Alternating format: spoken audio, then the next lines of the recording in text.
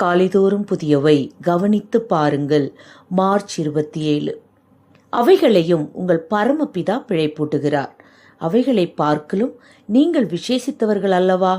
மத்தேயு 6:26.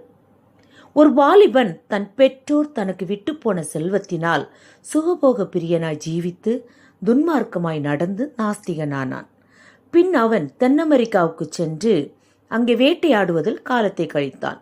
ஒரு நாள் வேட்டையாடி களைத்தவனாய் அக்காட்டில் ஒரு மரத்தின் கீழ் உட்கார்ந்திருக்கையில் பக்கத்து மரத்தின் மேல் தாய்ப்பட்சி ஒன்று அலறி சத்தமிடுவதை கேட்டான்.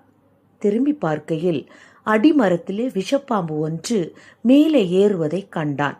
அக்கணமே ஆட்பட்சியானது தூரத்திலிருந்து பறந்து வந்ததையும் அதன் அலகில் ஒரு சிறு செடியின் கிளை ஒன்று இருந்ததையும் பார்த்தான். கூட்டிலுள்ள குஞ்சுகள் மேலும் தாய்ப்பட்சியின் மேலும் அக்கிளையை போட்டுவிட்டு அந்த ஆண் பட்சி ஓர் உயர்ந்த கொம்பின் மேல் உட்கார்ந்து தன் கூட்டை கவனித்துக் கொண்டிருப்பதையும் பார்த்தான்.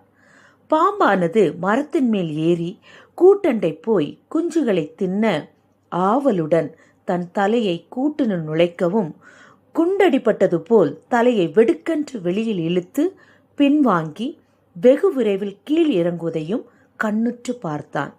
இதன் ரகசியம் என்னவென்று அறிய கருதி இந்த நாஸ்திக வாலிபன் மரத்தின் மேல் ஏறி கூட்டிற்குள் பார்த்தான்.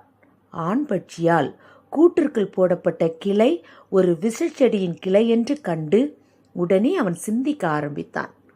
இந்த பறவைக்கு இதை சொல்லிக் கொடுத்தது யார்? ஆபத்திற்கு தப்பும் வழியை காண்பித்தது கடவுளே அன்றி வேறே யாருமல்ல என்ற எண்ணம் அவன் மனதை பலமாய் பிடித்து கொண்டது. அதன் பலனாய் விசுவாசமுள்ள கிறிஸ்தவனானான். தேவன் ஒருவர் உண்டு என்பதை குறித்து எப்போதாகலும் உங்களுக்கு சந்தேகம் உண்டானால் இயற்கையில் காணப்படும் அதிசயமான கிரியைகளை சிந்தித்து பாருங்கள்.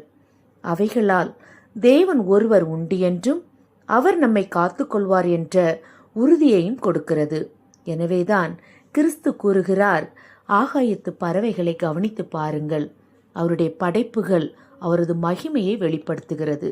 நாமும் அவரது சிருஷ்டியாக இருக்கிறபடியால் அவரை மகிமைப்படுத்துவோம். வானங்கள் தேவனுடைய மகிமையை வெளிப்படுத்துகிறது. ஆகாய விரிவு அவருடைய கரங்களின் கிரியை அறிவிக்கிறது. சங்கீதம் 19:1. ஜெபம். பிதாவே, எல்லா உயிரினங்களையும் விட நாங்கள் உம்மை அதிகமாக வெளிப்படுத்த கிருபை அருளும்.